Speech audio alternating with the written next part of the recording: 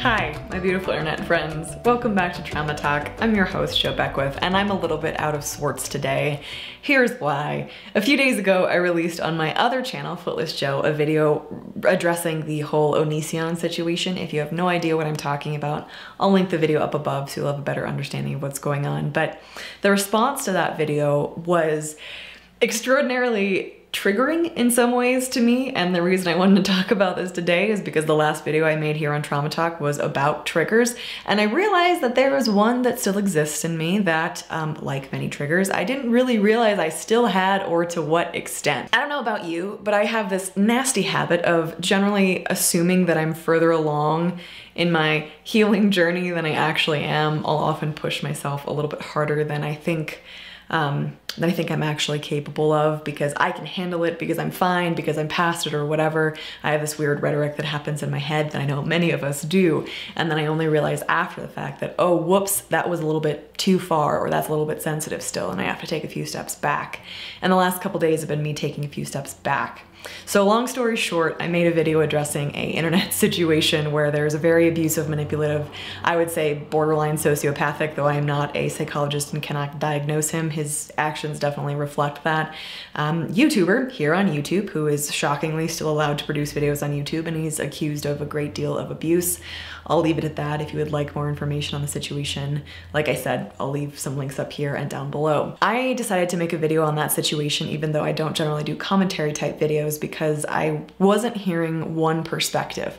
I was hearing lots of people yell at him through YouTube videos. I was hearing a lot of people tell him he should go jump off a cliff and, you know, kill himself.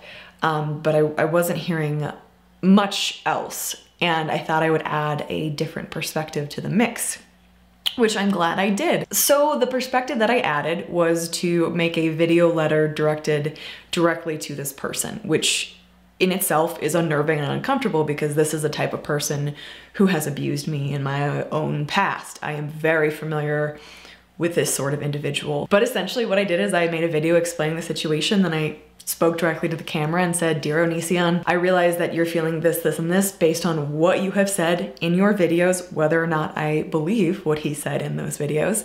And I asked for him to go to the authorities and to find mental health help, because it's very clear he is beyond the point of controlling himself, and he does not want to continue the pattern of hurting people, though it's very clear he will continue doing that if he doesn't seek assistance.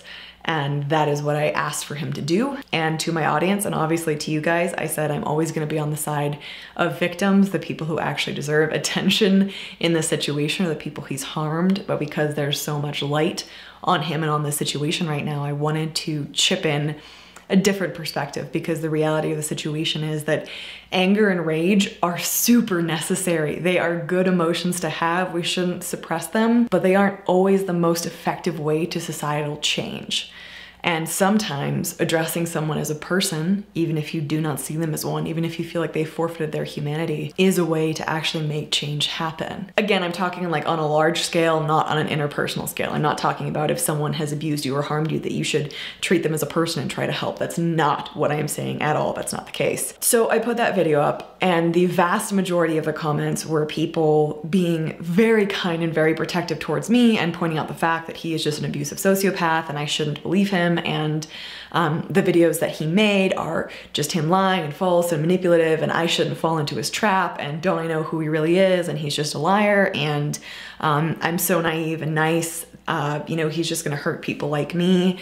And I've been reading these comments for days now. And here's the situation, guys. You are aware of this if you've watched many of the videos on this channel, but quite sincerely, the person who abused me the most in my life resembled many of the characteristics of Onision. So many of the characteristics.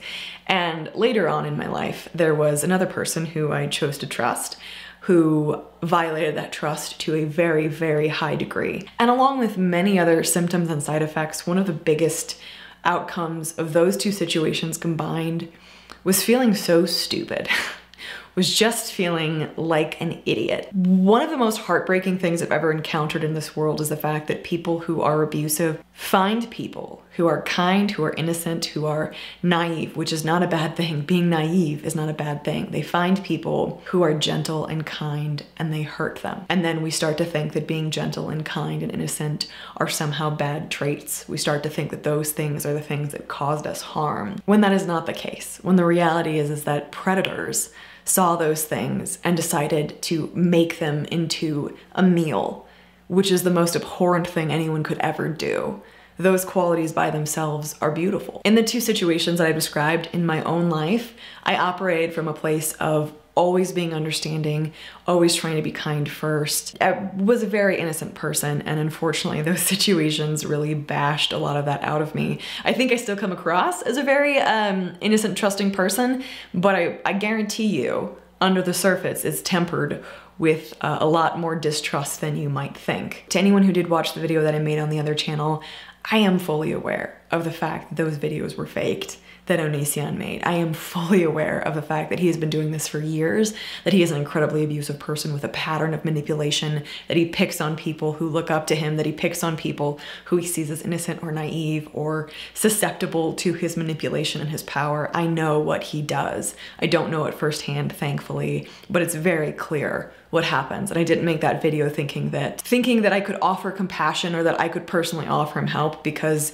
hell no, for starters. Secondly, I'm not qualified. And third, just to kind of echo the first thing I said, hell no, I have no interest in doing so. That's not my place. I would never want to be involved with a person like that ever again. With that being said, just because my reaction to that situation was not the same as everyone else's, was not to simply condemn everything he has ever done and tell him to go jump off a cliff and kill himself and burn in hell. And for the record, I do condemn everything he has ever done because he's done a lot of really horrible things. My response went a little bit further and talked to him as if he was still a person somewhere deep down.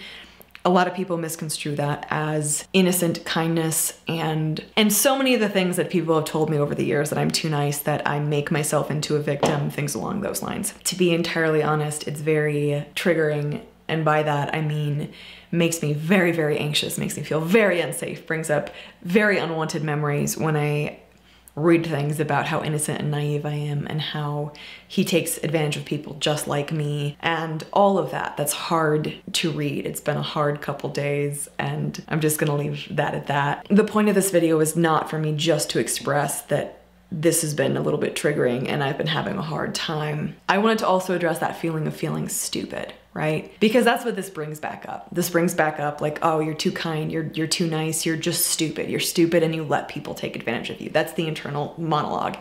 And from talking to people as yourself watching this, from talking to other survivors and other trauma victims, I know that that is a pretty common monologue that we have going on inside of our heads. We blame ourselves for what has happened. We think we're dumb for not seeing the signs now that we can see them in retrospect. And we just bash ourselves up internally until we think of ourselves as nothing but dust and grow a lot of self-hatred. Or at least that's what I did for a long time. The reality of the situation is that you're not stupid, you're not dumb. I don't know the specifics of the situation that you went through, but when someone else abuses you, when they abuse their power, when they abuse who you were as a person, or they take advantage of your personality or your kindness or your understanding, that's not your fault. You are never responsible for the actions of another person. That doesn't make you dumb. That makes them acting in evil. If you've given someone the benefit of the doubt at some point in your life and then they hurt you with that, that is horrible, that is horrendous, that hurts, I know that, but it's also not your fault that they took advantage of that. These are things that I have to often remind myself of. When I think about how much I've said publicly about what I've experienced, what I've gone through, oftentimes I get this overwhelming sense of, God, Joe, people must think you're a freaking idiot. That's honestly what goes through my head. And then I have to like stop, breathe for a second, take a step back, and go, you know what? No, I'm not stupid. No, I'm not an idiot. Yes, I have grown some since those situations that I was in. I know better things to watch out for. I know a little bit more of how to listen to my gut. I have better checks and balances in place because I've learned them, but I didn't know those things at the time. I had no way of knowing those things at the time, and I wouldn't have listened to them because I didn't have the context for it. We judge the actions of our past selves, the things we did long ago, based on what we know now. And that's so unfair to ourselves because I can't judge Joe from 5 years ago or a decade ago based on the understanding of the world and myself and people that I have in this moment. I didn't have that understanding there. I didn't have that information. I didn't have the information that the person that I was spending time with was very abusive. I didn't have the understanding even a couple years ago when the second situation happened that the person that I was allowing into my life and the lives of people who I loved was a predator. I just didn't know that. I know it now, and in moments I feel stupid for letting it happen, but the reality is I didn't let it happen. The reality is that people like that are very good at manipulation. They're very good at manipulating very smart people. They're very good at their horrible jobs. That doesn't make you dumb. That doesn't make me dumb. That means that someone else did something bad, and I wanted to remind you of that and remind myself of that today. Thank you for listening to me. This was a little bit more me-centric video than I generally like to do anymore on this channel, but it's something that I'm actively working through and actively struggling with. So, as a recap, what happened to you isn't your fault. You're not dumb. You're not stupid. You're learning like I am. If other people did bad things to you, that's on them. It's not on you. Thanks for listening, guys. I love you. I'm thinking of you. I'll see you in the next video. Bye, guys.